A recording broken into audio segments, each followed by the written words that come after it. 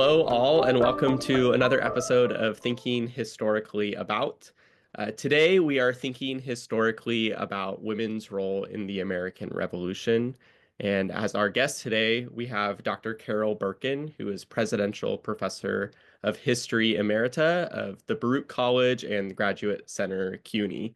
Dr. Berkin, thank you so much for being here. Thanks for inviting me.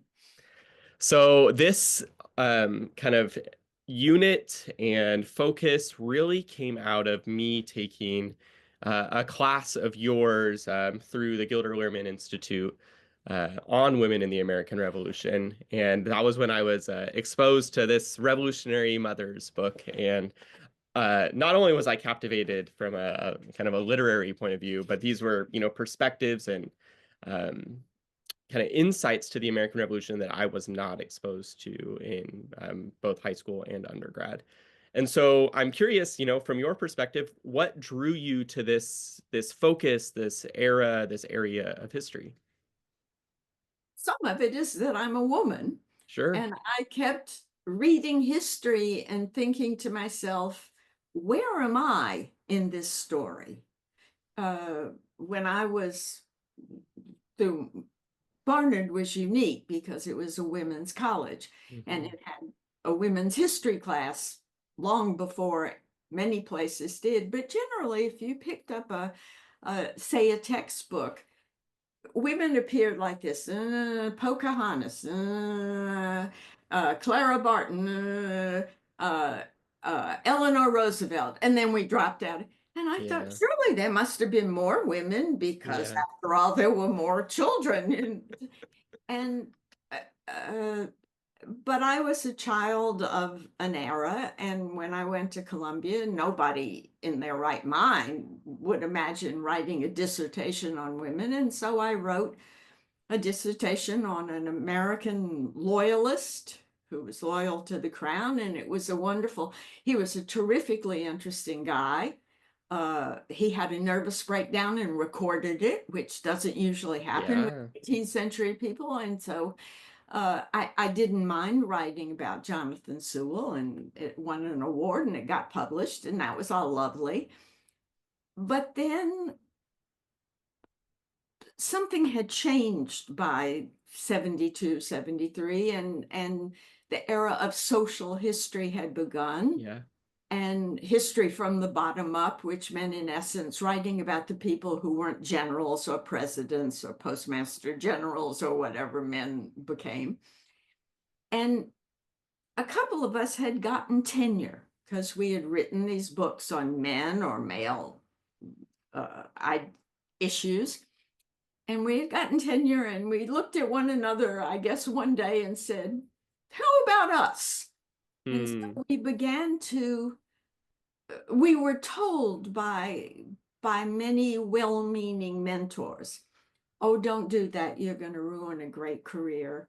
And Wow. there are no sources in 18th century, 17th century American women, and they didn't do anything.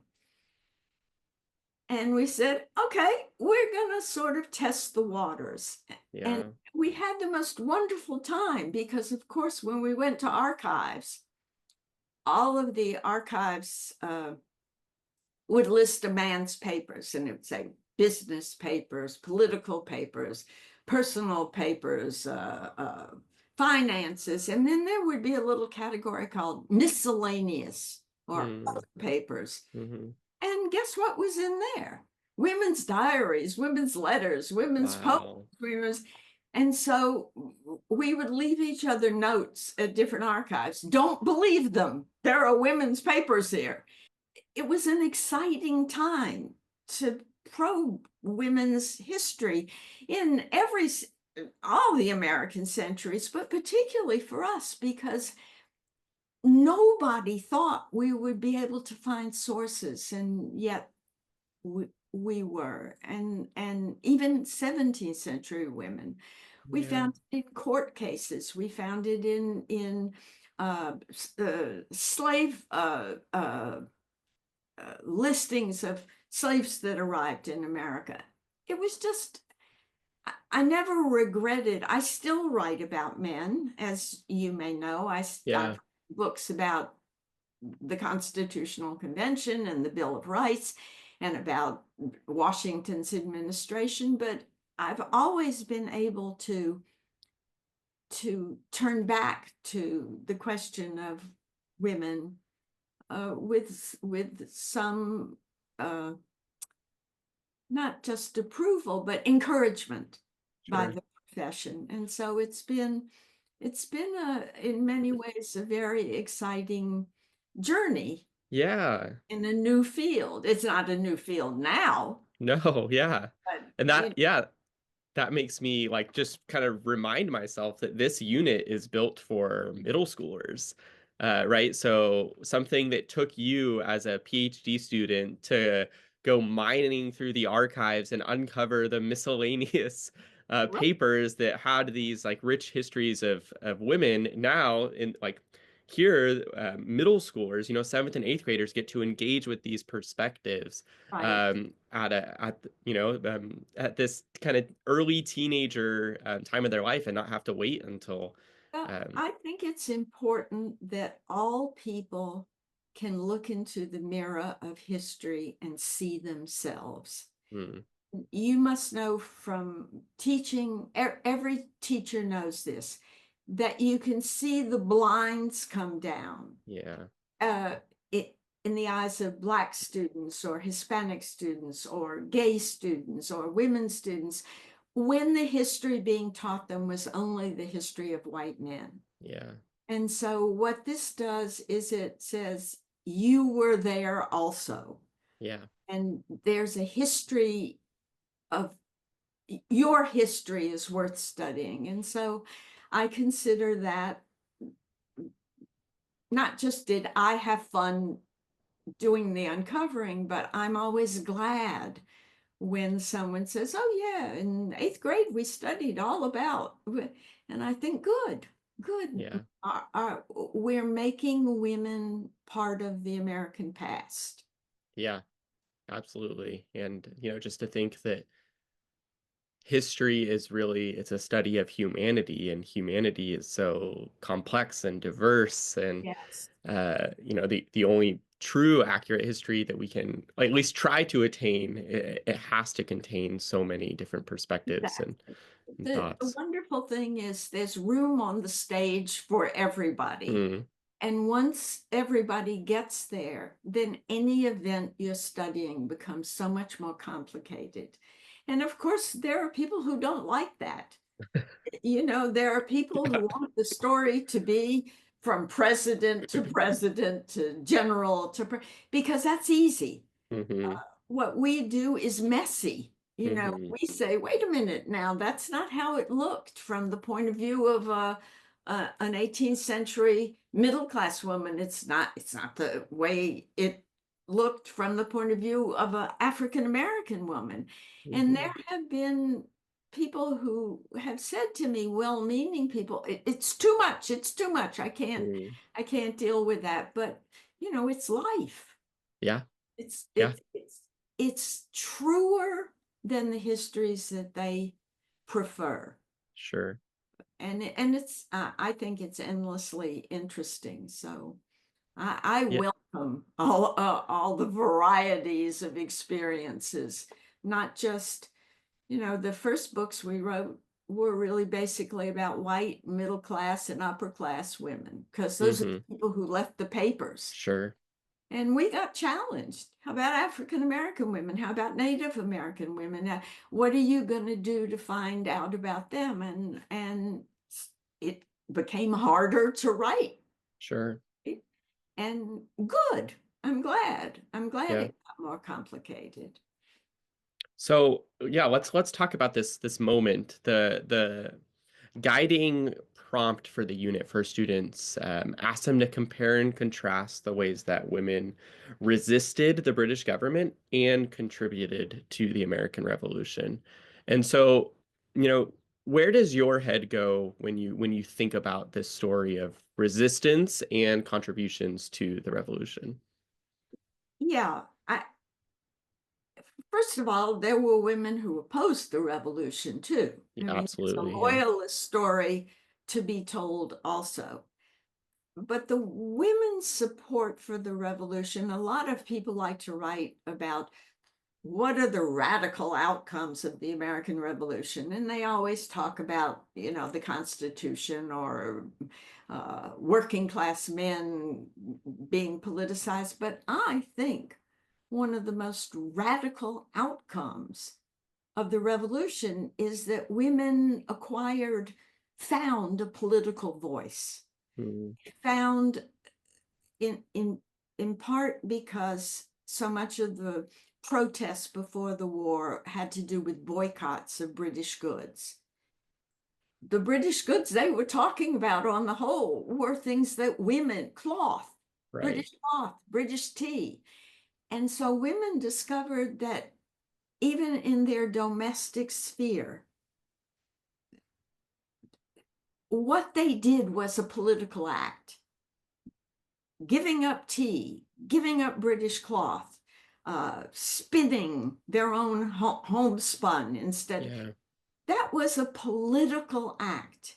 And the realization, it didn't take long for women to realize this, that they didn't have a vote, they didn't serve in office, but what they did was politicized. And I think that is, is, is an extraordinarily radical thing. And women took advantage of it. They signed boycott declarations, manifestos. And they didn't say, as the wife of a patriot, Mm, they said, we, the women of Edenton, are going to prohibit the drinking of tea until Britain gives us our liberties. So you begin to see these voices of women coming forward. And by the time the revolution starts, the men, many of the men who would have a year earlier said, women don't have any role in this. I always loved the ministers who had told women to be silent in the church and not have anything to do with politics. Do not interfere with that. Are now giving sermons saying the hills are alive with, not the sound of music, the hills are alive with the patriotism of American women. And so you see this sudden transformation, which is really, you can't put the genie back in the bottle when yeah. the war is over. You can't. And so women acquire a kind of agency, a kind of role, and they're spies. They carry messages. Revolutionary Mothers covers a lot of this. Hmm. What tickles me is young girls often carried messages between generals or between a general and guerrilla fighters because they were not suspected by the Right. British. But what is funny when you read the accounts, when you find the accounts, and many of them were saved by the Daughters of the American Revolution, uh, no girl ever rode out on a nice, clear, warm night. Every one of these accounts begins, it was a dark and stormy night, which I seriously doubt. But they risked their lives. Yeah. They participated in the revolution itself in that sense. And there were women who dressed as men. My students asked me, how is that possible? I said, well, puberty didn't come at age 11 the way it does today. A young boy who enlisted in the army often didn't shave yet, and his voice Hmm. hadn't changed. So all Hmm. the woman had to do was cut her hair, and we don't even know how many of them succeeded because they took on a man's name as a price. Right. They went into war. Some women were caught, there's no question about that, and they were sent home, but they did everything. They fought, they spied, they raised money for the army. In the beginning, with Washington's ragtag army before uh,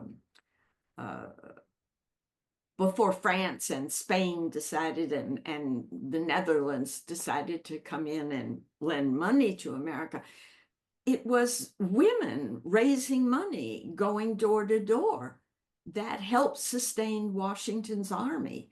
There's almost nothing that happened in the revolution that there weren't women present. There were women in the forts who took over their husband's position at the cannon, who were injured. Yeah. We know this because we have hundreds of applications for pensions by women who were wounded.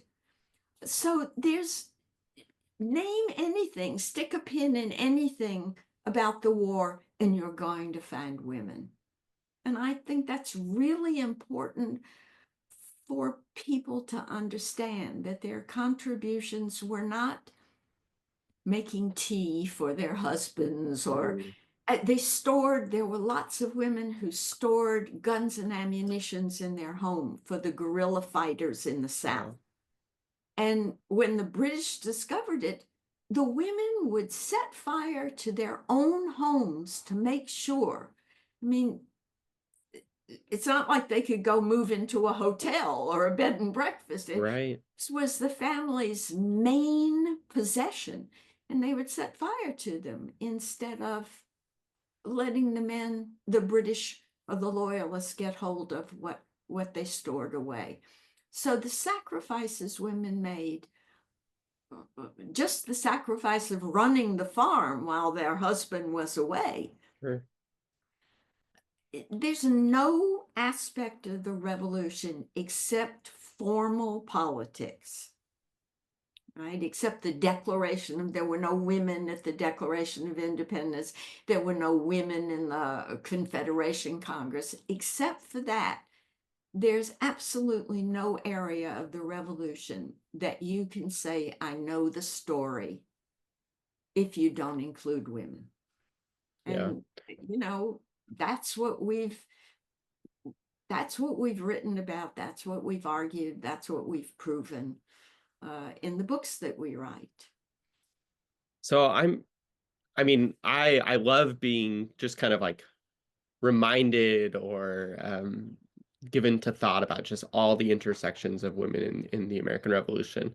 So my next question is probably pretty difficult, but is there like a particular story or source that really grabs you about this historical moment and why?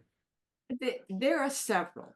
The first is, I think every student should be asked to read Sentiments of an American Woman, Hmm. which was written by the governor of Pennsylvania's wife, Esther DeBert Reed, and Sarah Franklin Bosch, Ben Franklin's daughter. Yeah.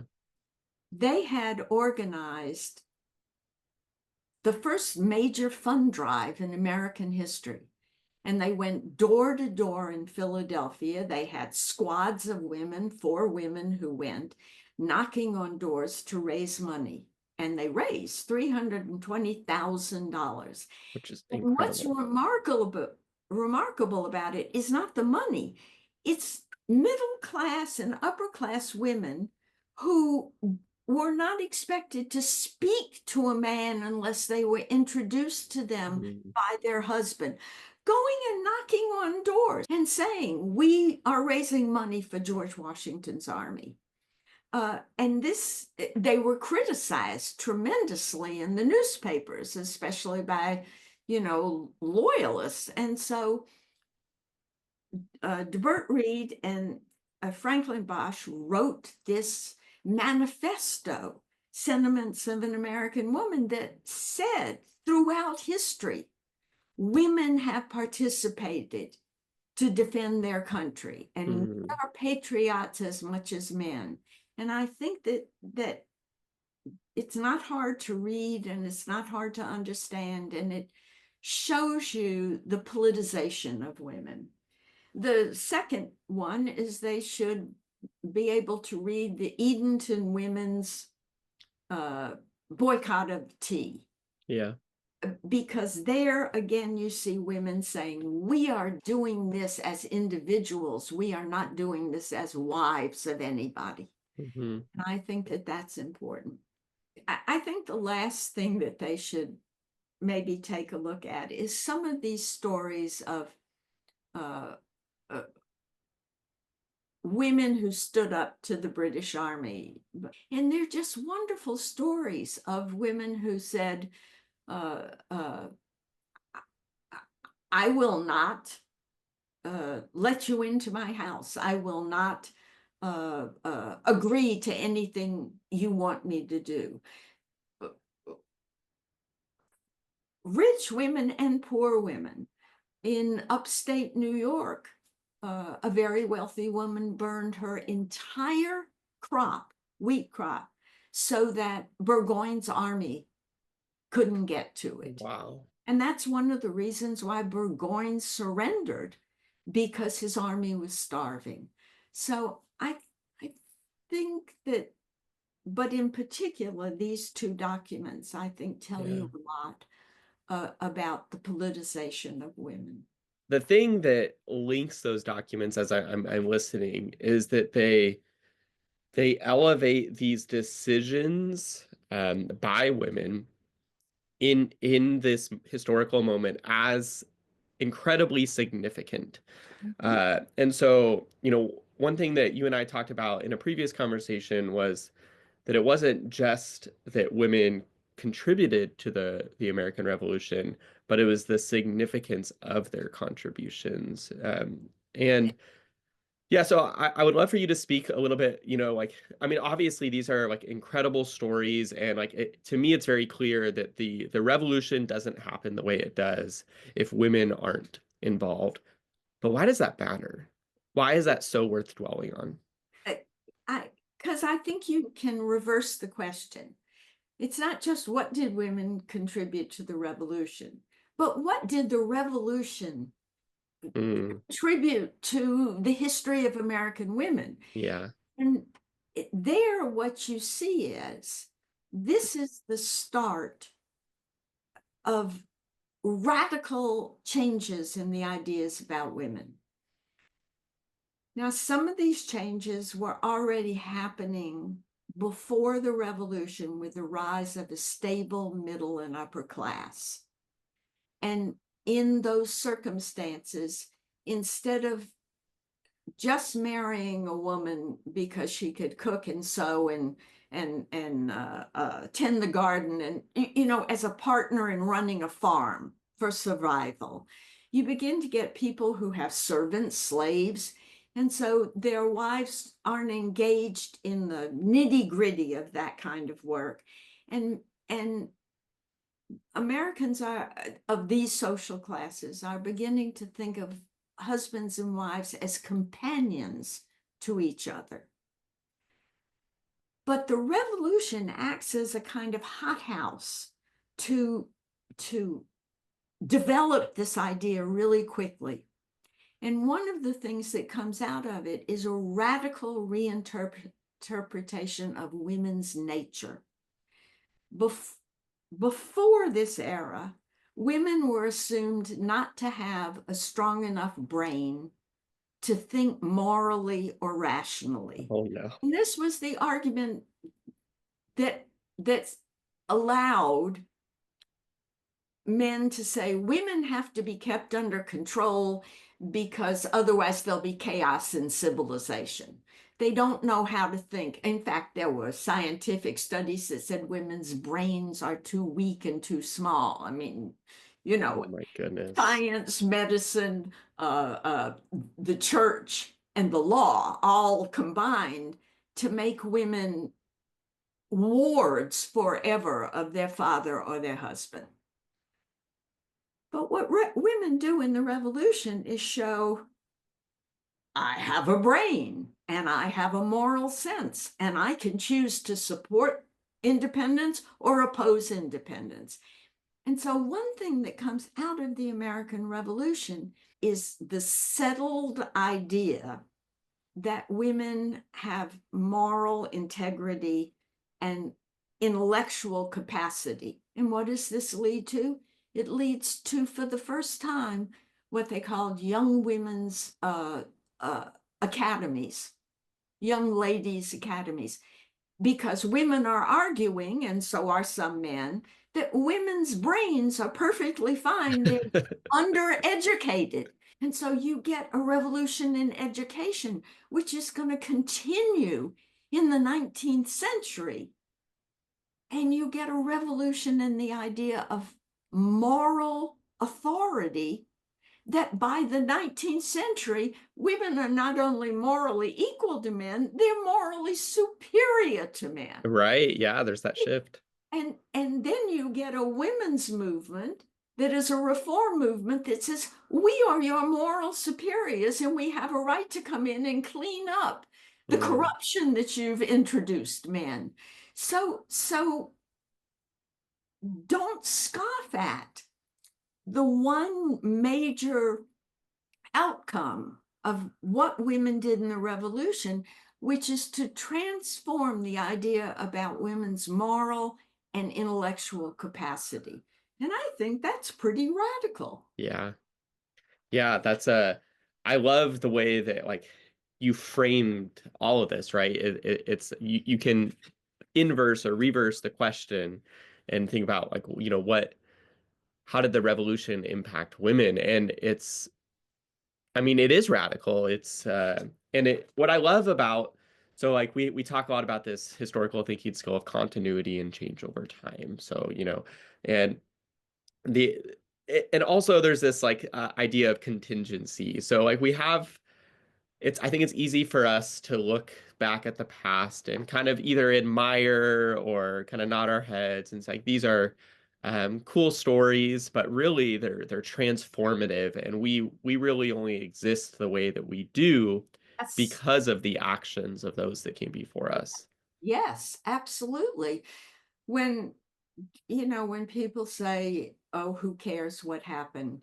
I said, I always preach to my students, you cannot know where you're going until you know where you've been.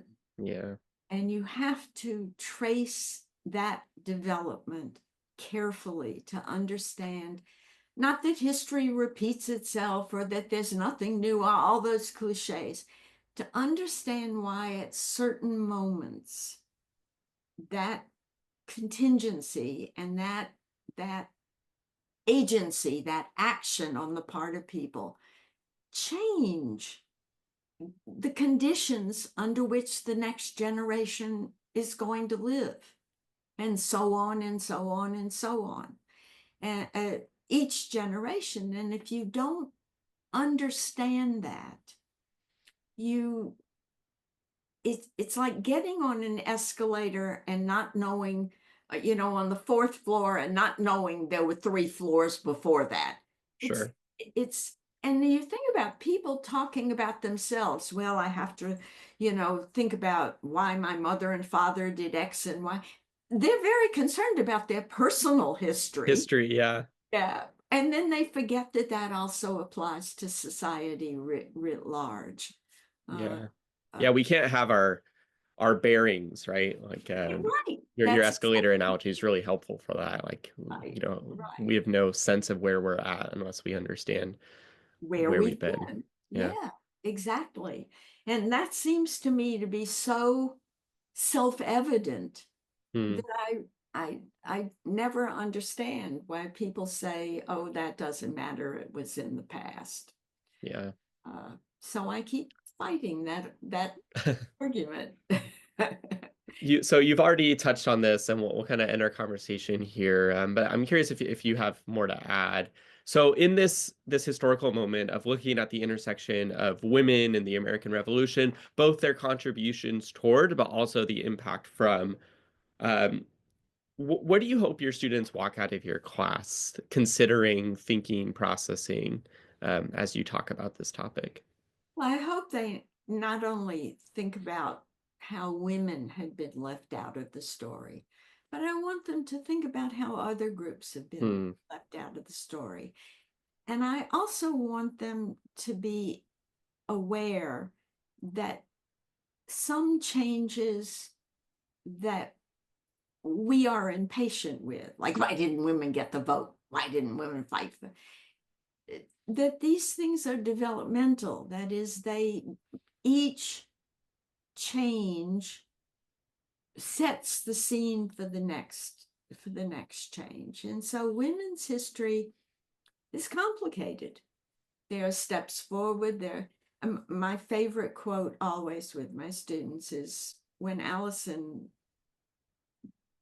in the Looking Glass, the second volume of Alice Yeah. in Wonderland, she's on the chessboard with the white knight, and she says, "We're not getting anywhere. Why aren't we get?" And he says, "Sometimes uh, you take one step forward and two steps back." And I think that when you look at the history of women or the history of African Americans or the history of Native Americans, the history of working class men, what you see is there is progress and then there's backlash. And that history is not one straight line of Yeah. progress, that history is complicated. Yeah. And I guess that's what I want my kids to come out with. History is complicated, it's messy, it's never fully understood. Uh, and that's what makes it eternally fascinating. Yeah, I agree. Yeah. That's why those of us who do it are always fascinated by Yeah. it. Uh, and so that's what I leave. I try to leave my students with a kind of sense of, gee, is a lot more complicated than I thought. If they Yeah. walk out thinking that, I feel like I've done something with them. Yeah. Well, Dr. Carol Berkin, thank you so much for this conversation, for helping us think historically about women in the American Revolution. It was Thank, truly just great to kind of hear thank all you. those different stories. Thanks, Zach, Thanks. for inviting me to do this.